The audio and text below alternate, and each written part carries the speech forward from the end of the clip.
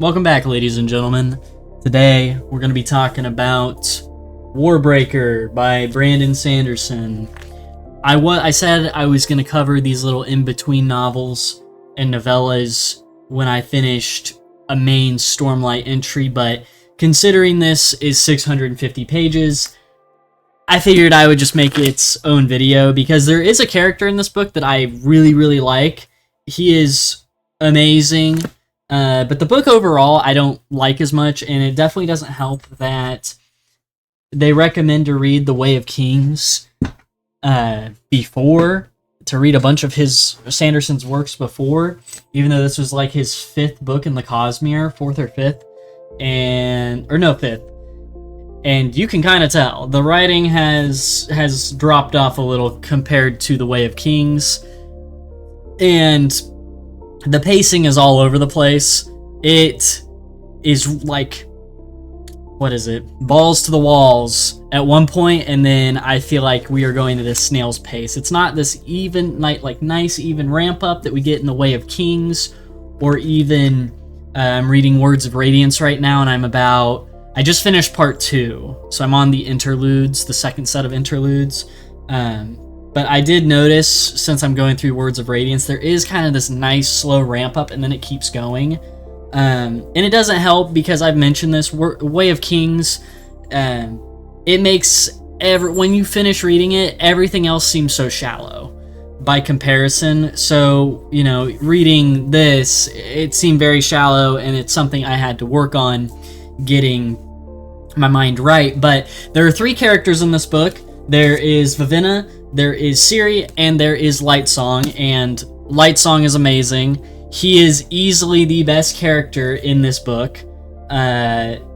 He's so great. That scene, thinking about it right now gives me chills. The scene where he says goodbye to Blushweaver, or see you around, I forget exactly what he says, but just the mental image I have of Lightsong whenever he's leaving and he smiles at her, it just gives me chills, especially what comes after. Just knowing the context of what happens after is amazing. It's when he decided not to vote also. Yeah, he decided not to make a vote on war against Idris. So the magic system in this is breaths. Everyone has a breath, and breaths allow you to breathe life into objects, and they can, if you get enough of them, you can be immortal, essentially. And people have to willingly give their breaths away. Everyone has one, I think I said, but they're very valuable, and the more you get, the better you can see the world in color, because, Lightsong, he is a god that has a lot of breath. Technically, he kind of has just one powerful breath. It does talk about that. Light spoiler. Because you would start to question it later, and they bring it up. I don't think it's that big a deal. But Lightsong is looking at a painting at one point, and there's different shades of red in it. And if you don't have the quality or the amount of breath required to see that much color, it just looks like a red blob. And he is enamored by it, obviously, because he can actually see what's on it. But yeah, Lightsong is great, Ciri is great, and Vivenna is not. I found Vivenna's sections to be a drag. I think this book would be a really good movie, though. I don't know if that's a hot take. Reading it, I mean, I know, you read books, and you're like, oh, it's a movie in my head. I'm envisioning a movie or a TV show, depending on the length of the book. But I think this would be a great movie. Honestly, if they made this into a movie and they had an artistic style where it starts off kind of black and white, maybe there are little colors here and there, and you start in Idris with Ciri and Vivenna, and then you work your way over to, Hallandren? Yeah, dude, I think this would be an amazing movie. The only things, I feel like you could almost get away with rating it PG-13 as well. The only things that hold it back is Sisebron with the reveal, but I think there could be an artistic choice there where it makes sense. Oh, I guess Ciri is nude. a few times, but again, you could have an artistic choice where you might see her bum, or maybe not even that. You could just, I don't know. I can think of a few ways you could get around that. And I think the biggest thing is the character that gets their throat slit at the end. I don't know. I think it would have to be rated R. That scene hits so hard. Like, it was so jarring. And it happened so fast, which I didn't know a book could be like that, where something happens that quickly. I was like, like, I was freaking out with the character when it happened. But yeah, I think this book was okay. I'll give it like a 6 out of 10. I don't want to give it, if I say 5 and then I think of like 2.5 stars out of 5, it doesn't sit right with me, but 3 stars out of 5 sounds good. And then, can you guys, okay, I got a second cat, and they're getting along kinda, but he's bullying him a little. But yeah, anyways, book is good. I had a like 20-minute review where I yapped for way too long, and I wanted to redo it. That way, you know, you guys could get a general idea just really quickly. I didn't really sell you on the plot of the book. The plot is essentially, I told you about the magic system. There are a bunch of gods in Hallandren, and to keep the peace, they want a royal daughter from Idris to marry the God King.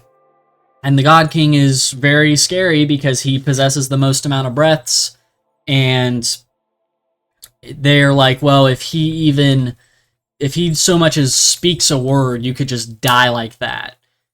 So don't offend him in any way. Don't look at him, but we want you to produce an heir, all that. Vivenna was supposed to be the wife, and then the dad sent Ciri more because he liked Vivenna. They actually say why he sent Vivenna, but I was so, like, every time Vivenna's sections came up, she's like half the book, by the way. Every time her sections came up, I kind of zoned out, like, too much. And I would zone back in and read, and I would just lose where I was. Like, I knew what was going on. I was just, like, so over Vivenna. Ciri and Lightsong are way better. But anyways, Ciri ended up being the child that had to marry the God King. And, yeah, it was a lot weirder for her because the Idrian people, the people from Idris, their hair colors changed based off their emotions, and Vivenna had mastered her control, so when she got scared, her hair wouldn't turn white, and when she felt anger or, not jealousy, or like blushing, like, it's not nervousness, you know what I mean, her hair wouldn't turn red, and if she was happy, it wouldn't turn yellow, yada yada yada. She would always keep it like a normal black or brown, and that's not normal for any other part of the world we're inhabiting in this book. And then Ciri could not do that. So she shows up and her hair color is changing constantly, and they're like, oh my gosh, what are you doing? You need to get that under the control. You might offend the God King, yada yada yada. But yeah, honestly, I would read this book just for Lightsong. Lightsong is amazing. He is a great character. I love his character so much. I think I'll gush about him for like 2 minutes. He wakes up because these gods, they have one powerful breath, and if they give it away to someone, they die, and then they'll eventually be resurrected. But he has to decide who to give it to, and thousands of people beg each of these gods. There's like 9 of them, aside from the God King. And the only reason I remember that is because of the banners. That might be wrong, but I remember them saying there was like 9 banners. Anyways, he wakes up, doesn't really know what's going on, and they are like, yeah, you have to basically decide who you're going to give this breath away to and heal them for good, right? And he's going to these petitions of people like, oh, we're gonna do this, I want this for my child, I want you to heal my child, I want you to heal me so I can help my child, and oh, can you heal my father? And he just like gets sick of it, obviously, but he doesn't really know what's going on. He's like, I'm not a god, and like all these priests and whatnot are like, don't say that, don't say that, keep the illusion. He's like, I have no godly powers. He's like, I have this one powerful breath that I can heal someone with. He's like, but that's it. He's like, I'm not a god. And all the other gods are like, what is wrong with you? Just enjoy this life, because he lives in luxury. And he just goes through the book trying to figure out who he was, because when they give away their breath and they're revived, they forget everything else. They do that on purpose. It's to reduce conflict, right? But he has like a vision of just like a storm or something, and his priest is like, oh, that means war's coming, because there's this whole thing. Can you focus? Thank you. They're like, oh, war's coming between Hallandren and Idris, yada yada yada, and it's kind of a stretch at first, and then he legit starts having like dreams that are like, oh, a war is 100% coming. But he starts getting involved politically, which is not something he does. He kind of laughs at everyone getting involved in politics, but like Blushweaver, another god, walks in on him, and he's like working with pottery, and he like starts to work on it, and the pot just like falls on the floor, and he's like, well, I'm not good at pottery, and he moves on, and it's literally him trying to figure out who he once was, because he keeps all of his innate skills that he once learned. I forget, he learned, I think, an instrument of sorts, or some kind of, he learned a few skills, and he's like, but look at, oh, juggling. It was juggling. He could juggle like really well. And he's like, throw me a couple fruits, Blushweaver. And she's throwing him fruits, and he's just juggling while they're talking. And he's like, I didn't learn this. He's like, I just know this. And him discovering himself and what he wants is like, it's so fun. And then him deciding to quit joking, but also joking. Like, he is being serious, but not. He's very lackadaisical in his approach. He's making jokes constantly. He's quipping. It's great.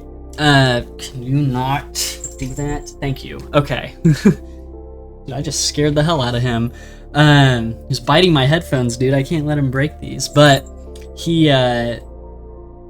he's always quipping, he's laughing at the other gods, and then he starts making moves. He's like, okay, I need to get the command of this person's soldiers, whatever. And even when they're deciding to go to war, he's like, I'm undecided. All of the gods were like, we're going to war, and they need like unanimous approval, and he's like, yeah, I don't know, I'm not deciding yet. He's like, and Blushweaver is like, what are you doing? Can you not be a fool for 2 seconds, or just agree with them, go with the flow? And he's like, no. He's like, it doesn't sit right with me. He's like, anyways, I'm gonna go over here. And he just like smiles and walks away. He's a great character. I gushed a little too long, but yeah, I haven't gotten into Words of Radiance yet, where this book comes into play. I got annoyed because nothing got mentioned with the Stormlight books in this book, so I looked it up, and I guess there's going to be a character that uses this magic system in Words of Radiance. I'm almost 500 pages deep, and I haven't come across anything, so it'll be later, most likely. Words of Radiance is amazing. I wanted to throw that out there as a little update, and I feel like there was something else I wanted to mention about Way of Kings. I always forget, but yeah, it made everything feel shallow. I do like the evolution of Way of Kings. I forgot to bring this up. I think it's really cool that everything has like rocks on it. Like the plants in Way of Kings evolved to have like shells around them to defend against high storms. There are things that are supposed to be dogs, but they're called axe hounds, and they're like dogs that have rock skin. I think that attention to detail is really cool. But yeah. Anyways, that's about it. See ya.